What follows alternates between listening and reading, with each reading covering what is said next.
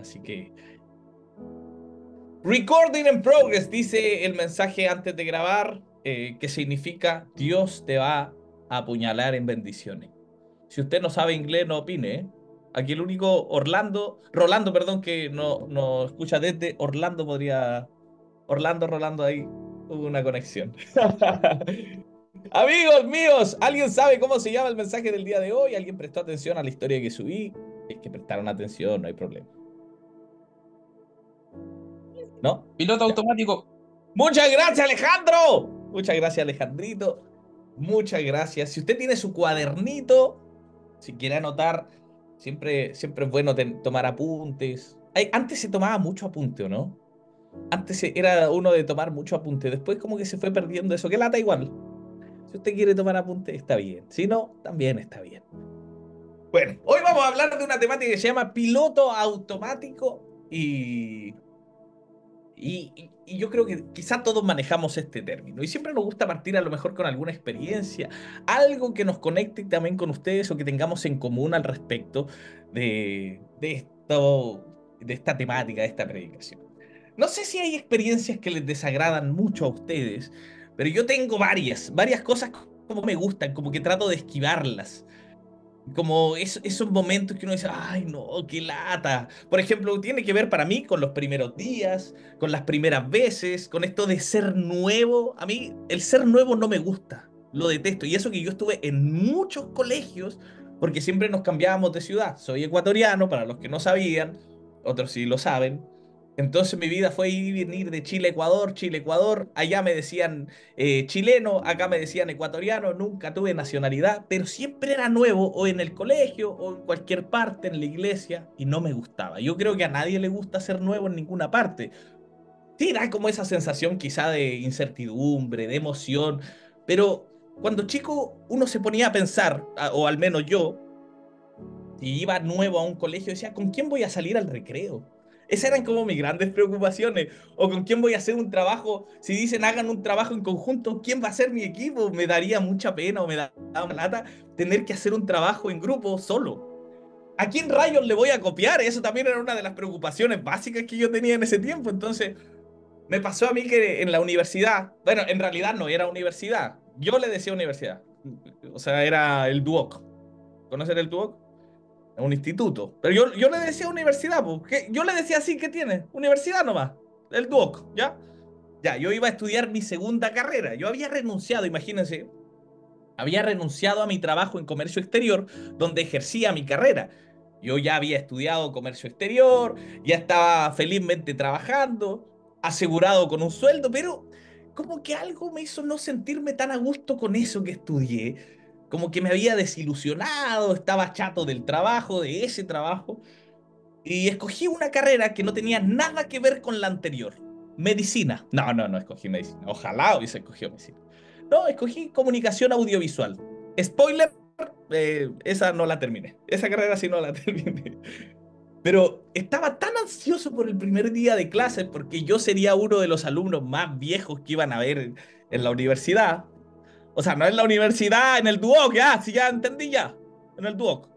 Y yo dije, voy a ser uno de los más viejos, voy a ser uno de los más chicos, porque yo soy chico de estatura. O sea, no tan chico tampoco, 1,70 no es tan chico. No sé, bueno, voy a ser uno de los menos zorrones porque iba a estudiar en el Duoc ese que queda en Camino al Alba, allá en Las Condes, alto, lejos, era toda una travesía para ir para allá. Entonces estaba como nervioso y yo vi mi horario y en mi horario decía clase 409A. Y dije, para el primer día, oye, yo no puedo llegar temprano porque llegar temprano es de ñoños, ¿no? O sea, yo no puedo dar esa impresión de ser ñoño. Igual quiero dar una impresión como, ah, el loco con experiencia, está viejo, llega, canchero. Esa era mi idea, o por lo menos en mi cabeza sonaba muy bien. Entonces yo salí un poco tarde intencionalmente y memorizando eso de que me tocaba la clase 409, clase 409A, clase 409A, listo, lo tengo. Amigo, llegué rápidamente a la sala estaba llena, busqué un asiento y solo habían disponibles los asientos. Llega tarde para hacerse respetar. Bueno, en mi cabeza sonaba muy bien. Y solo estaban disponibles los asientos de la primera fila. Igual, mira, los bacanes no nos sentaban en la primera fila, pero ya, esos eran los disponibles que había, así que me senté en la primera fila. La profesora empezó a explicar la materia, empezó a hablar sobre el lenguaje, y yo estaba muy participativo, o sea, ya, si bien no quería ser así como muy ñoño, pero participativo sí. También quería llevarme bien con los profesores. Entonces, llegó un momento en que la profesora empezó a explicar unas cuestiones que yo comencé a quedar como muy holgado. Y caché que todos estaban como entendiendo, como si llevaran incluso varias clases sobre el ramo. Yo dije, ¿por qué todos cachan y yo como que no estoy entendiendo nada? Y ahí me empezó a surgir esta duda y se me ocurre preguntarle a mi compañero de al lado, solo por si acaso, ¿no? Psst, le digo, psst, hey, psst, disculpa, ¿qué sala es esta? ¿Qué sala es esta? ¿Qué número es? Y me dice, esta es la sala 406. Y yo le pregunto, oye, pero ¿no es la 409? O sea, esta segunda pregunta yo creo que estuvo de más. Ya mi dignidad como que se había perdido, ¿no? Como, si ya te dijo que era la 406, ¿para qué le volví a preguntar? ¿No es la 409? Ya, perdí toda dignidad en esa segunda pregunta. Y efectivamente, chiquillo, yo me había equivocado de sala. Estuve más de 30 minutos en una sala que no era la mía, que no era de mi... Loco, de verdad, estuve más de 30 minutos. Qué terrible, porque, a ver, yo me acordaba que había una serie mexicana, no sé si ustedes la vieron, que se llamaba Clase 406. ¿La vieron eso o no? ¿O se me cayó mucho el carnet? Bueno, yo vi esa clase 406 y mi mente, muy selectiva, como que lo único que recordó fue este recuerdo más fuerte, aparentemente. No sé.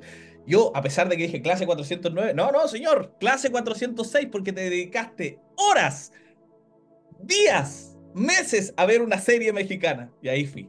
Bueno, esa fue, chiquillos, la primera y la última vez que me pasó algo así, por lo menos en esa carrera. Porque después uno con el tiempo sabe perfectamente qué ramo le toca, te aprendes el horario casi de memoria para preparar la mochila. Hacían eso, preparar la mochila, ¿no? Bueno, sabes, porque tu cerebro automatiza, sabes en qué sala tienes que estar, sabes qué compañeros te tocan, como que eso pasa. Entró a la clase de comercio exterior, por eso participaba tanto, ¿te cachai? No, pero uno después ya sabe todo eso porque automatiza ese conocimiento. Lo mismo pasa cuando estás en un trabajo nuevo. Al principio puedes sentirte como un completo imbécil porque no sabes los procesos. En un trabajo de verdad o cuando eres practicante, no hay peor sensación de la de ser practicante, así como sentirte un completo inútil, un completo... tú, mira, los cafés te quedan muy buenos. Los cafés te pueden quedar buenos, pero no sabes nada de los procesos de la pega, no sabes bien cómo es el trabajo que tienes que hacer, incluso las mañas que tiene propias de cada pega, ¿no? Sin embargo, con el tiempo tú vas adquiriendo este conocimiento, lo vas incorporando, lo vas haciendo parte de ti. Y hay personas que los ascienden y llegan a altos cargos sin tener un título profesional. ¿Cómo puede suceder esto? Bueno, porque a veces la experiencia pesa mucho más. Hay personas que saben hacer la pega, que han estado en el rubro, hay personas dueñas de empresas que nunca lo estudiaron, pero la experiencia, el training, lo fueron incorporando a su vida. Yo me imagino que ustedes también tienen una larga lista de cosas que saben hacer perfectamente, que saben cómo se realizan. Lo podrían hacer hasta con los ojos cerrados. De hecho, lo hacen en lo que llamamos el piloto automático y de aquí el nombre de esta prédica. ¿Qué es eso del piloto automático? Que ya lo has dicho como caleta de veces. Bueno, piloto automático es hacer las cosas sin ser conscientes de lo que estamos haciendo, o sea, de manera automática. Estamos pensando en otra cosa, no en lo que estamos haciendo, sino que nuestra mente divaga y está en otra parte, como por ejemplo comer sin saborear. Alguien ha comiendo la comida pero sin saborearla porque está viendo la tele, entonces te preocupas más de la tele y no disfruta. O le ha pasado que están escuchando una canción, ponen una canción y después la tienen que repetir porque dicen, oye, ¿sabes que no disfruté lo suficiente esta canción? Porque como que no estaba atento a la canción. ¿No le ha pasado? Díganme que sí, que no soy el único. Dice, yo siendo profe de media, Sí, mi experiencia era con preescolar, sí, comer sí, por a todos comer. nos pasa. Muchas gracias por apoyarme en esto que les estoy mencionando. Bueno, eso nos pasa, o sea, cuando estamos caminando y estamos pensando en lo que nos acaban de decir o en todo lo que tengo que hacer, cuando nos duchamos en la mañana, los que pueden ducharse, los que tienen luz. Ah, qué chiste cruel. Nos duchamos por la mañana y pensamos en lo que nos espera en el trabajo. En el metro cuando vamos escuchando música y no vamos atentos a nada más que a un mail en la cabeza que nos dio vueltas, no, me van a retar en el trabajo. Bueno, el piloto automático no solo es malo como estas cosas, a lo mejor que no vivimos inconsciente, también nos sirve para hacer otras. Por ejemplo, manejar. Manejar, embragar, cambiar de marcha, mientras estamos atentos a la carretera, mientras vemos los espejos retrovisores, es un proceso automático que casi no te das cuenta de lo que estás haciendo. Y yo vuelvo a comer porque no disfruté la comida. Bueno, también hay otra cosa de las que suelen pasar, pero nos sirve para manejar también este piloto automático. El problema surge cuando nosotros le dejamos demasiado control a este piloto automático. Acabamos pensando, andando, comiendo, trabajando o hablando con las personas sin ser conscientes de lo que estamos haciendo. Hay gente que cacha al tiro cuando yo no le estoy prestando atención. Porque como que respondo de forma muy automática, sí, que te vaya bien. ¿Y tú qué le respondes? O a veces, ¿no le ha pasado que los garzones le llevan el plato y le dicen buen provecho? Igualmente. Igualmente. ¿Por qué le dice igualmente al garzón, o no? Amigo, yo a veces hago la cuestión tan automática que de repente pago esto de los estacionamientos en la máquina y a la máquina le digo muchas gracias. A la máquina, amigo. Te juro que le digo y no se lo digo así como, está leseando. No, amigo, se lo digo porque soy una persona agradecida, ignorante, soy agradecido yo. Feliz cumpleaños, a ti también, sí, eso es verdad, porque responden de forma automática. Y, y el problema es que a veces no estamos en el presente. Hay un estudio de Harvard que se titula Una mente que divaga es una mente infeliz. Así que estar en piloto automático, les cuento algo, nos hace infelices. Además que también empeora nuestra salud mental. Cuando estamos fuera del presente, en muchas ocasiones nuestra mente está en preocupaciones por el futuro o reproches sobre el pasado. ¿Y qué pasa con esto? Nos perdemos la vida. Mira, hay una frase de John Lennon que la voy a parafrasear, porque él dice, la vida es eso que pasa cuando estamos en piloto automático. Y esta frase me pareció muy bonita y atingente a la prédica de hoy. ¿Cuál es el momento más importante de nuestras vidas? ¿Cuál es el momento más relevante de la vida? Este, el de ahora, lo que está viviendo ahora mismo, porque no tengo otro. Amigos, no tenemos otro momento, nuestra vida ocurre aquí y ahora. Y hay una gran diferencia entre dar un abrazo con atención y un abrazo solamente como en piloto automático. Y creo que hemos pasado demasiado tiempo ya así. Y también creo que las cosas de Dios, que la transmisión de su mensaje, incluso que los actos que hacemos en su nombre, de cierto modo también estamos tan inconscientes que solo lo automatizamos, lo hacemos de forma tan inconsciente que solo lo automatizamos. Es poco ya lo que nos sensibiliza a ver cómo el prójimo sufre. Hemos escuchado tantas veces a tantas personas decir su historia triste, contarnos su testimonio, que uno dice, oye, pero ¿cómo tanto? Mira, ¿sabes qué? Toma mi ofrenda y no molesten más. Y con eso mato dos pájaros de un tiro. Limpio mi conciencia de haber hecho una buena obra y al otro lo dejo contento con una buena ofrenda. Y es como que así lo queremos solucionar. Es que aprendimos a hacer la pega de un cristiano. Sabemos perfectamente los procesos del cristianismo que conlleva. Sabemos lo que en la iglesia, en la casa hacemos. Por ejemplo, nos conectamos, hay grupos pequeños. Prefiero conectarme después de los grupos pequeños mejor. Total, yo ya tengo amigos aquí, no necesito más y tampoco le doy la oportunidad a que otros vivan lo mismo que yo experimenté. No, porque ya, mira, con esto está bien, con esto es suficiente. Y me hago aparte porque ya sé lo que hay que hacer, ya sé lo que viene. A veces pienso que es un poco egoísta, ¿o no? Aprendimos cómo funcionan las cosas, pero no creo que haya sido lo que Jesús tenía en mente cuando hablaba de que otro mundo mejor es posible, que a eso le llamó el reino de Dios. Andrea dice tantas veces, amar va al prójimo como a ti mismo. ¿Cuál es la acción de ello? Buenísimo. ¿Por qué creen que la gente necesita ir a un templo físico? Ya no hablo de todos ustedes, pero hay muchas personas que necesitan ir a un templo físico. Muchos se sienten culpables cuando no van, porque asocian a que Dios A Dios se lo busca en un lugar específico, asocian que encontrarse con Dios es un proceso que se realiza en un lugar determinado, de una forma determinada. Pero Dios no funciona de una forma determinada. De hecho, funciona distinto a todo lo que nosotros podemos imaginar. Dios puede romper el orden de lo establecido, te guste a ti o no te guste, estés de acuerdo o no estés de acuerdo, Dios lo va a hacer porque es Dios. Es Dios y su comportamiento incluso ni siquiera tiene un patrón. Pero no solo nos ha pasado a nosotros ahora, no solo nos ha pasado a nosotros en casa, en realidad la historia del ser humano también ha sido un proceso en donde tratamos de contener a Dios. Salomón decía o hablaba de este templo que no podría contener a Dios. Sin embargo, nosotros nos hemos empecinado en construir jaulas teológicas. Lo validamos con un cerco de, no lo digo yo, lo dice la Biblia. Y luego le decimos como, después de decir esta frase, le decimos a Dios, ya, por favor, entra aquí, entra en mi teología para que nosotros podamos definirte y de alguna forma controlarte y saber a quién bendices, a quién no bendices, como que nosotros tenemos todo en la mente y decimos, no, esta persona va al cielo, esta se va al infierno, no, este es digno, este no es digno. ¿Han cachado?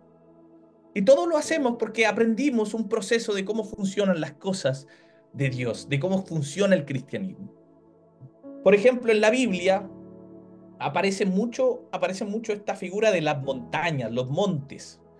Y esos no son solo un lugar geográfico, sino que también son un simbolismo. ¿Qué representa cada vez que aparece una montaña en la Biblia? Representa la presencia de Dios. Ustedes se van a fijar que si hay una montaña en el relato, es porque Dios va a hablar, es porque Dios va a decir algo, es porque Dios quiere hacer algo. Entonces, siempre se asocia a las montañas con la presencia de Dios. Si hay una montaña, es que Dios quiere hablar. Sucedió con Abraham e Isaac en un monte. El sermón del monte, adivina dónde fue. En un monte, se supone, según Mateo, es Dios hablando. Cuando termina el diluvio, termina haciendo un sacrificio ¿en dónde? En un monte. Entonces, esto del monte es como muy común. Y voy a fundamentar esto que digo, que todo lo volvemos automático y que esta forma de automatización va diluyendo el sentido original. No sé si ustedes recuerdan los 10 mandamientos. ¿Recuerdan los 10 mandamientos? Por favor, participen para que se desbloquean. Dice, sí, lo recuerdo. Algo así, por favor. Sí. Sí, Pero por último, con una actitud sí, buena. sí, Pero, las ovejitas. Eh, ya, ok. Ya recuerdan, por lo menos sé que actitud no hay, pero hay memoria. Hay memoria. ¿A quién se le dio los 10 mandamientos? ¿Cuál es el personaje que aparece en los 10 mandamientos? Moisés. Moisés. Moisés. Al Moisés. Al Moisés, ya, ese es el personaje. Entonces, como recuerdan los 10 mandamientos que Dios le da a Moisés para un pueblo, ya, ok, lo saben. Les voy a dar un datito. Yo soy de dar datitos. Les cuento algo, la Biblia en realidad no habla de 10 mandamientos. ¿Qué? Porque son algo diferente a un simple mandamiento. Una traducción más acertada de la Biblia la llama decálogo o las 10 palabras, como lo nombra en el original hebreo. Porque en hebreo solo contienen 10 palabras, son 10 palabras las que aparecen. ¿Se han preguntado por qué 10? ¿Por qué no 20? ¿Por qué no 40? ¿Por qué no 5? ¿Por qué 10? ¿Por qué son 10 mandamientos? Porque no podemos ni con uno, vamos a poder con 20. Pero no podemos ni con uno y vamos a poder con 20, por eso son 10. oye, Redondeo. ¿será por las manos, por los dedos de las manos, no? Muy bien, me hizo el manso spoiler, Andrea, pero sí, Lo- exactamente.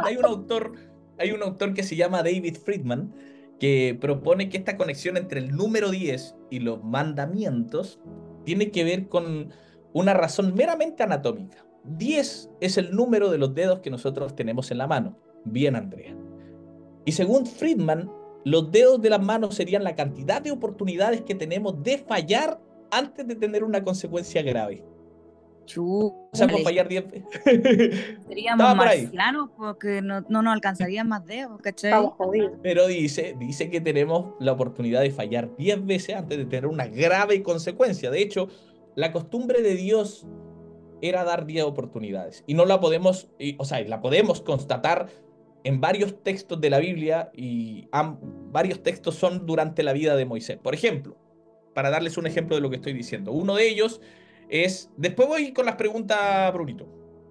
Uno de ellos ocurre durante la negociación para la liberación de los hebreos. ¿Se acuerdan cuando eran esclavos en Egipto? Cuando estaban ahí sometidos por el faraón y toda la cuestión, con Moisés, todo eso. Ya. ¿Qué pasa ahí? ¿Cuántas plagas se les manda? ¿Cuántas plagas son? Muchas gracias, Vicente. Ahí me contestó en el chat.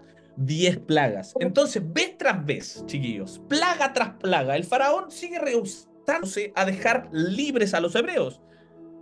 No es sino hasta la 10ª plaga, la plaga más letal o la más severa de todas, que era la muerte de los primogénitos, que recién ahí el faraón decide liberar a los hebreos. 10. Otro ejemplo es cuando los recién liberados, este mismo pueblo que estaba oprimido como esclavo en Egipto, ya fue liberado. Estos se rebelan contra Moisés, contra Dios. Adivinen cuántas veces. 10 veces también.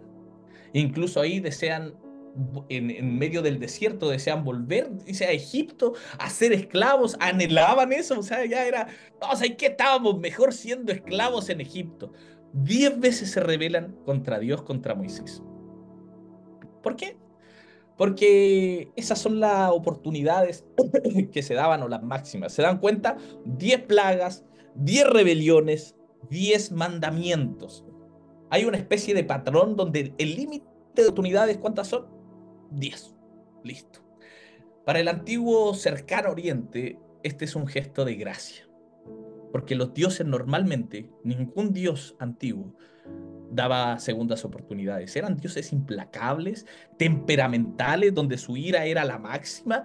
Entonces, ¿qué segunda oportunidad? Estáis locos. Y este dios que estaban descubriendo, que estaban aprendiendo progresivamente a conocer cómo era la esencia de este dios, vemos que es un dios paciente, aunque con un límite.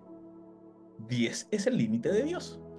Pero con Jesús este límite se rompe para siempre. Incluso yo podría o incluso Jesús les dice o los insta a que pueden perdonar 70 veces 7. ¿Qué quiere decir eso? Que su gracia no tiene límites. Pero entonces ya, entonces si Jesús después lo saca, ¿por qué 10 mandamientos? ¿Por qué nacen estos mandamientos? ¿Qué pasaba? Que la ética de Israel estaba detenida en un hecho histórico. ¿Cuál era este hecho? El éxodo. El éxodo era cuando salían de Egipto a vagar en el desierto hacia esa tierra prometida. Y de este hecho se desprenden múltiples promesas para el futuro. Este era un modelo de liberación que excluía algunas cosas que son bastante interesantes. Por ejemplo, excluía la liberación, o sea, excluía la esclavitud. Porque si eran liberados de Egipto ya no iban a ser más esclavos, esa era una promesa. Vivieron tantos años como esclavos, como esclavos de Egipto, que era súper atractivo que esta promesa de liberación, este modelo, ya sea sin esclavitud, que ya no haya pobreza, que ya el abuso no existiera y aseguraba los derechos del extranjero, derechos que no tuvieron cuando eran esclavos en Egipto, obviamente. ¿Su meta qué era?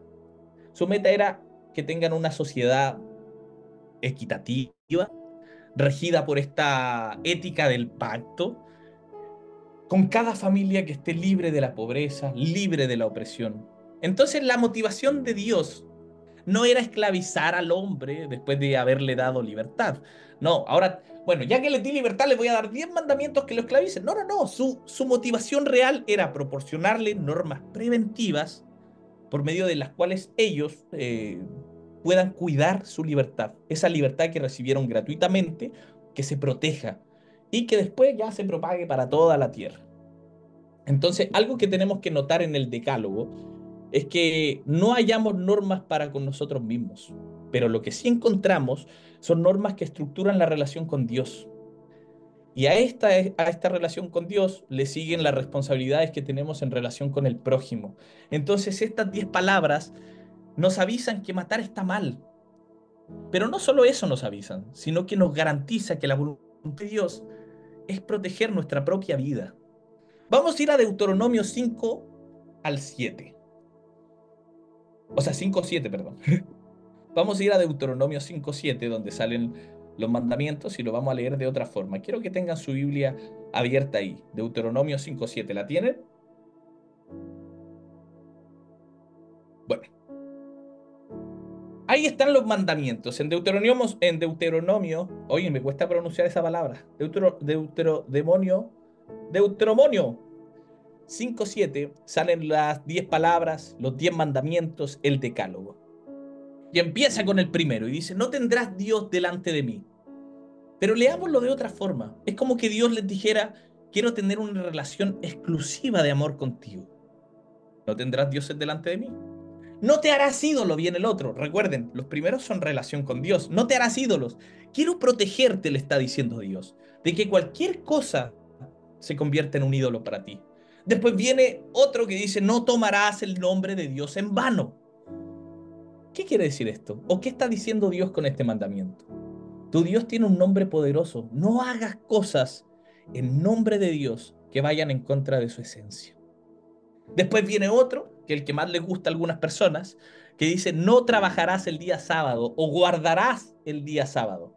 ¿Qué está diciendo? Loco, ya no eres un esclavo. Recuerden que le está diciendo a un pueblo que fue esclavo años en Egipto, y cuando le dice, descansarás o guardarás el día sábado, le está diciendo, ya no eres un esclavo. ¿Sabes qué? Necesitas un descanso.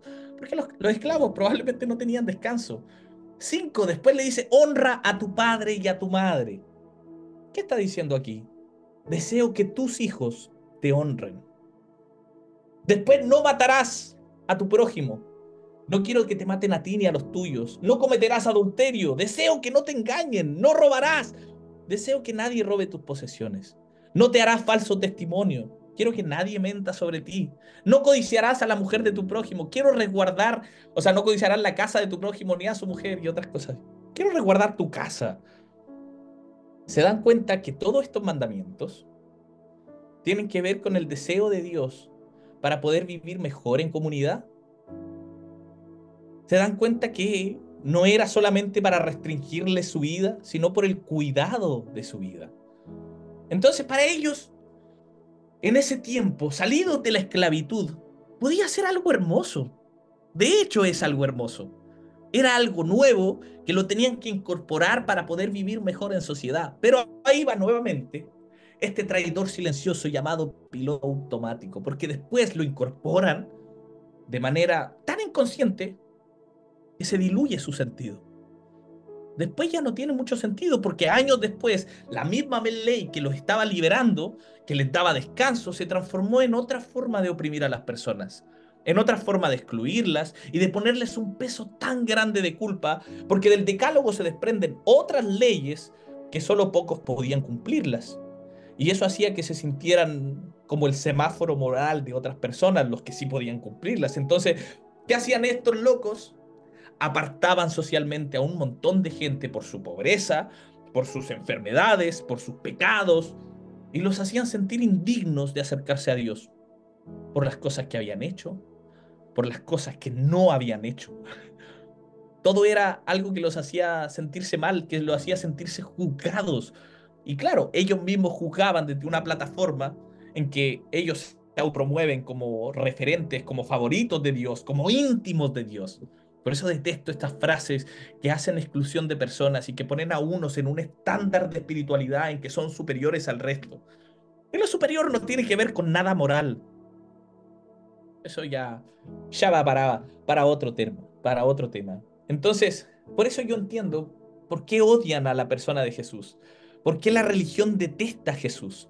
Porque su amor es tan escandaloso que incomoda la pasividad de la normativa.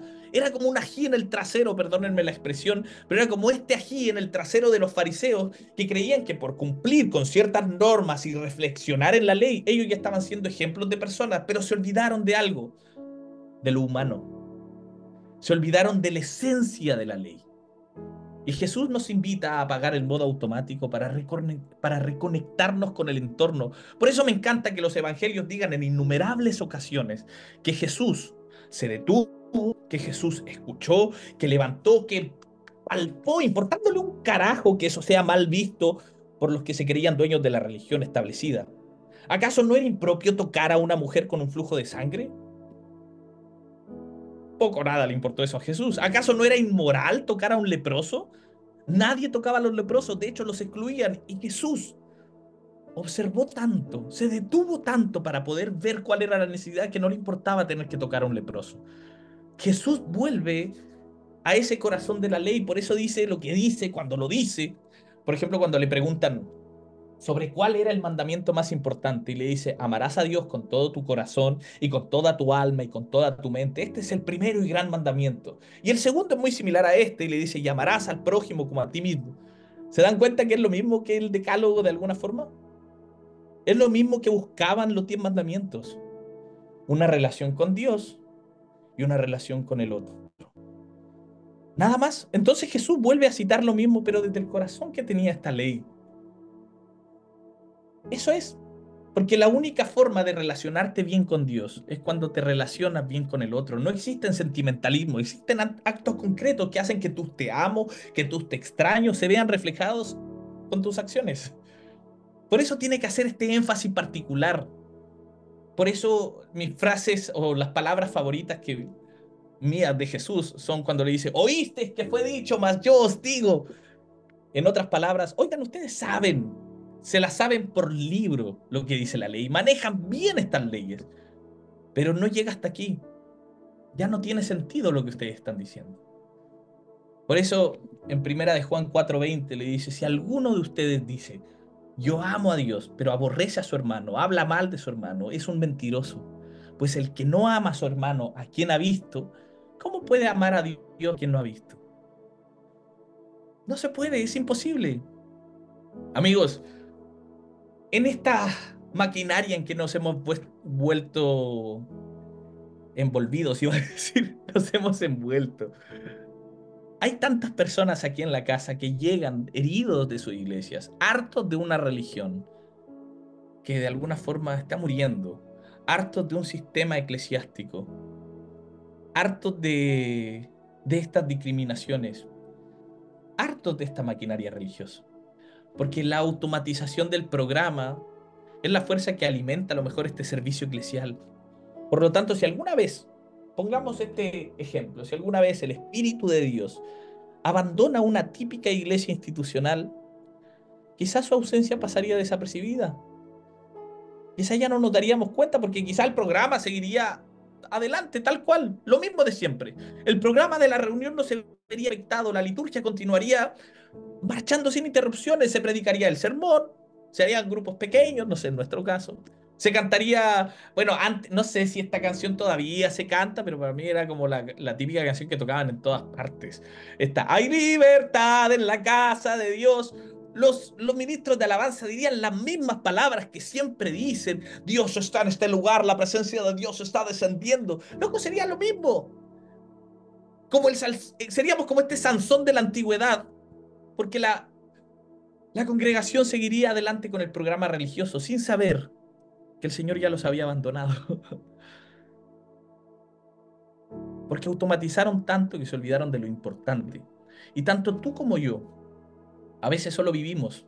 A veces conseguimos lo que queremos y nos volvemos tan egoístas que no ayudamos a que otros puedan experimentarlo. Nos incomoda la tristeza del otro porque es como un ladrón silencioso que irrumpe en tu habitación derribando a patadas la puerta de tu casa y pidiendo a gritos tu accionar. Entonces, inventamos excusas que mantengan nuestra conciencia en paz. Decimos frases como, no, no, no, no, espérate, espérate, la salvación es personal. Y no, señores. La salvación tiene que ver con un plan comunitario de vivir mejor, de vivir el hoy. Esa es la invitación, a vivir el presente, a detenernos, a observar y a accionar. Es la invitación a vivir este presente inmediato, a conectarnos no con nuestro templo, sino con nuestra sociedad. Vivir el presente tiene que ver con vivir con la sensibilidad por la vida, con lo que está ocurriendo frente a mis narices, con lo que me estoy perdiendo. Tiene que ver con romper el orden de lo establecido para poder vivir, disfrutar y luchar para que otros puedan disfrutarlo también. Amigos, el hoy, el hoy es el regalo más grande que nosotros tenemos. No tenemos incidencia en el pasado, puesto que ya sucedió. Ya no puedo hacer nada con eso, no lo puedo cambiar. No tengo cómo controlar o adivinar el futuro, lo que viene. Lo único que tengo a mi mano es el hoy y tengo que vivirlo. No quiero perderme a mis sobrinos por mis preocupaciones del trabajo. No quiero dejar de ver a mi mamá hoy y lamentar que el tiempo no fue suficiente el día de su muerte mañana, no sé. No quiero dejar de disfrutar lo sencillo de la vida por mis miedos, por la ansiedad, por, por la religión. No quiero perder más a mi familia por la religión, porque tengo que hacer, hacer, hacer, hacer. En palabras de Jesús, no se preocupen por qué comerán o qué beberán, ni por su cuerpo, de cómo vestirán. ¿No tiene la vida más valor que la comida y que el cuerpo y más que la ropa? Eso decía Jesús. Amigos, detenerse para conectar con el hoy, yo creo que es el acto de resistencia en un mundo que nos exige constante movimiento. El cambio radical que hace Jesús en la religión es que ya no se enfoca en lo ritual, se enfoca en lo relacional, en lo humano. Porque la presencia de Dios ya no toma forma de montaña. A Dios ya no lo podemos encontrar en las montañas o en el templo o en el tabernáculo o en la ley, sino que ahora la presencia de Dios toma un rostro humano. Y yo estoy conectado con lo divino cuando me conecto con el otro, cuando me conecto con lo humano, cuando apago mi piloto automático y vivo.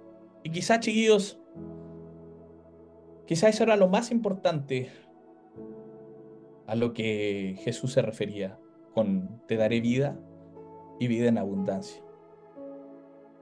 Quizás Jesús se refería a que podamos disfrutar el hoy, a que podamos aprender a ver al otro, a observar, a detenernos, a no hacer por hacer porque perdimos de alguna forma el foco del por qué lo hacíamos. A veces nos pasamos tanto tiempo haciendo cosas que olvidamos el por qué lo hacemos y constantemente solo lo hacemos.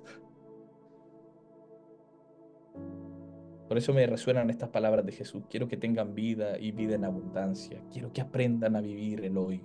Quiero que aprendan a vivir lo que tienen. Deténganse, observen y accionen. Detenerse es importante. Eso me decía mi sobrino. Cuando yo todo el rato quería ir a 100 por hora y siempre quiero ir a 1000 por hora. Y me decía, esperar es importante. Y creo que tenía mucha razón. Esperar es importante. Observar para poder accionar. ¿Por qué creen que la iglesia sigue respondiendo a necesidades de un mundo que ya no existe? De un mundo que dejó de ser hace mucho tiempo. Si no nos detenemos, si no nos conectamos, solo vamos a automatizar y hacer por hacer. Pero necesitamos vivir aquí y el ahora. Y no perdernos de lo que tenemos. Amén. Amén. ¿Les Amén. parece si oramos? ¿Les parece si oramos? Wow. Amén. Oremos. Papito lindo, te doy gracias por este día.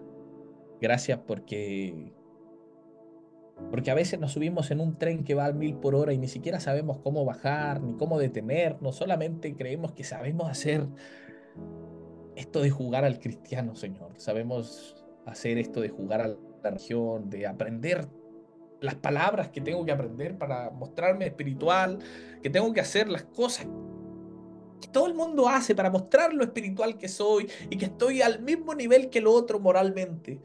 Señor, pero quiero aprender a vivir la vida. Quiero aprender a vivir una vida que se conecta con el otro porque se detiene a observar las necesidades para poder responderla. Una vida que no solamente esté con los ojos cerrados, sino con los ojos abiertos para vernos, para dejar de ver esas espaldas y nucas y comenzar a ver rostros, para dejar de asociar a las personas con ciertos grupos, en vez de verlas como personas, Señor, como individuos.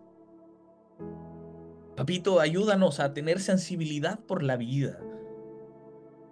Ayúdanos a verte a ti más, a verte a ti en el otro, a ver que necesitamos tanto de ti y también necesitamos tanto del otro, Señor. Gracias por la casa, por tener un espacio para reflexionar, para desafiarnos juntos, no porque otros sean los superiores o porque yo o porque el pastor Rocha sea el bacán, Señor, sino porque todos caminamos de la misma forma con todas nuestras dificultades que tiene el camino. con todas las piedras que trae el camino. Ayúdanos, Señor, a que conjuntamente podamos ser una sociedad mejor. En el nombre de Jesús. Amén y amén.